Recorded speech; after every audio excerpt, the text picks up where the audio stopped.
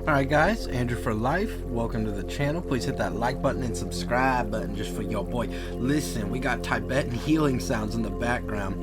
I'm going to talk about some crazy stuff today, right? We're going to talk about how I lost weight and have kept it off so far, and how I plan on keeping it off, I guess.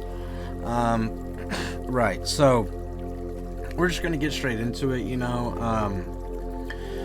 when it comes to losing weight, there is no secret method, there is no pay to win method, there is no guru following method, there is no BS, right?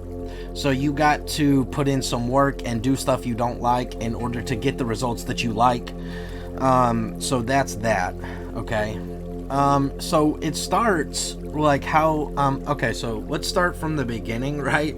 So when you lose weight, you're actually exhaling the weight that you lose through like carbon monoxide or some bullshit. I don't understand. It's like science, right? So you're like exhaling the weight out. So the more you breathe and the more active you are, the better it is, the better your heart works, and the better your system overall circulates, right? So,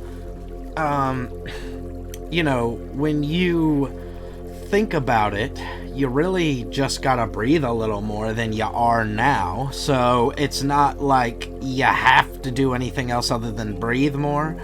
And you couldn't just like make yourself do it, but you know what I mean. You gotta get that heart rate up, guys. So in order to get that heart rate up, you want it to get up multiple times throughout the week, right? Because what can happen is if you get if your heart rate gets high enough, your body enters fat burning mode, okay? So you'll start burning a bunch of fat and your metabolism will start working much faster, right? So normally me personally, my metabolism's super slow, but as soon as I go exercise, I am like processing meals faster, and then I can feel like sometimes I'm like starving after a really good workout because I just have like expunged all that energy, like I've used it up. So you got to think of food as not a habit, not an enjoyable dopamine giving habit, right? You want to see food as fuel. And when you see food as fuel, you'll start to understand why somebody might eat grilled chicken instead of fried. You know what I mean? Because you really do need that energy. And eating healthier will give you that energy and some dopamine to help you with your mood and your motivation overall. So before you even start exercising, what I did when I was really out of shape, almost 300 pounds, and now I'm down to 239, I think. So one of the things that, I definitely did was, first of all, I only drink water and coffee. So there's that. I drink alcohol socially, I would say. So maybe 1 or 2 beers once a month, but I don't really drink ever. And also, I will say, I used to be so inactive, okay? The main problem wasn't just that I was eating Cool Ranch Dorito bags at 12 a.m. It was also that I just was really inactive, sat at work, sit at home, sit playing with my dogs. So there's not a whole lot of reason for me to stand long, walk anywhere necessarily long periods of time. So okay, so what can we do, right? Let's say you're super inactive, you're eating unhealthy. What can you do? All right, first of all, these are realistic tips, by the way. So these are not tips for you guys to go out there and like become supermodels, but these are realistic tips that will help you budge in the right direction permanently also. So the realistic permanent tips, in my opinion. So just keep that in mind as we go forward. So one of my tips is if your sodium levels aren't like crazy or you don't have any medical issues, you could substitute chips and snacking with something like popcorn. And also you can eat these like little rice patty cakes. I get these with no flavor because I'm just weird, but you can get the ones that are cinnamon apple. You can get the white cheddar ones. Ugh, and it's just Quaker Oats rice cakes. So, you know, I have Great Value ones, I think, right there. But they have Quaker Oat rice cakes. And you can eat those instead. The popcorn. You can have a little piece of dark chocolate. It's actually good for your heart. If you're like really having a sweet tooth. You can have flavored water, right? You can drink... I used to drink a lot of sugar-free Powerade and Gatorade, but that aspartame stuff did bother me, I feel like, so I just cut that out. As long as your drinks don't have a ton of sugar or a ton of aspartame, which is in most, like, diet sodas or sugar-free sodas, you know, aspartame can really mess up your intestines and stuff, so you want to try to avoid that too, okay?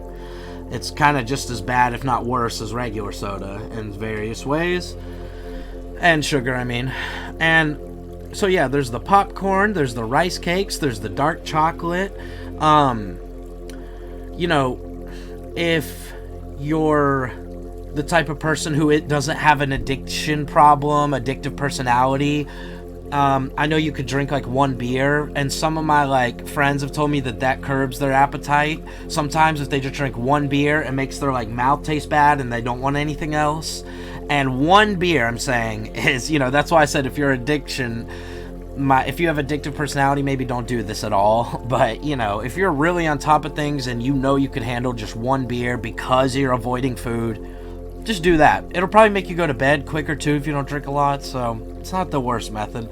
And, you know, more realistic tips would just be, you know, cut out soda and candy, for goodness sake. Cut out, like, really shitty ice cream that you just eat too much of. Like, the obvious stuff, minimize. The good stuff, try to, like, participate a little more, okay? These are just, like, this is how you gotta really do it. Because right now, if you're fat and out of shape and overweight, you're eating a bunch of bullshit you don't need to. So you want to try to minimize. You don't just want to stop, because that's insane. You won't actually go forward with that mentality, right? Chip away day by day. Focus on doing the best you can that day. Eat a little bit less and then a little bit more as you know, progress. Incorporate a little bit more. Right now, you guys, I just eat eggs and chicken, yes, but I also eat rice cakes, peanut butter, I drink milk. Peanut butter and milk is a fantastic snack. And if you haven't ever just sat there and ate 4 or 5 scoops of peanut butter to curb your appetite, try that. Because that, with a glass of milk, has a lot of protein, healthy fats, and is good for you. And will fill you up, right? So you also want to try to eat foods that fill you up. Like, you want to try and get stuff that's like almonds. And everybody, like, I hate almonds. And I hate almond milk. Everybody loves almond milk. But, like, it fills you up. You know what I mean? That's what you need to go for. Because, like, if I eat 2 or 3 pieces of pizza, I'm gonna be hungry in like 2 hours. Okay? But if I have like half a pound of grilled chicken, I'm like full for 5-6 hours, you know? Or can be. I can get to that point. And also, protein bars, if you're lifting weights or you're doing cardio, will go great with your lifestyle. Because the more you eat protein bars, the more full you are, the stronger your legs and all your muscles get. This is how people get in shape, you know? They combine the good parts, okay? And they intertwine it with their reality, alright?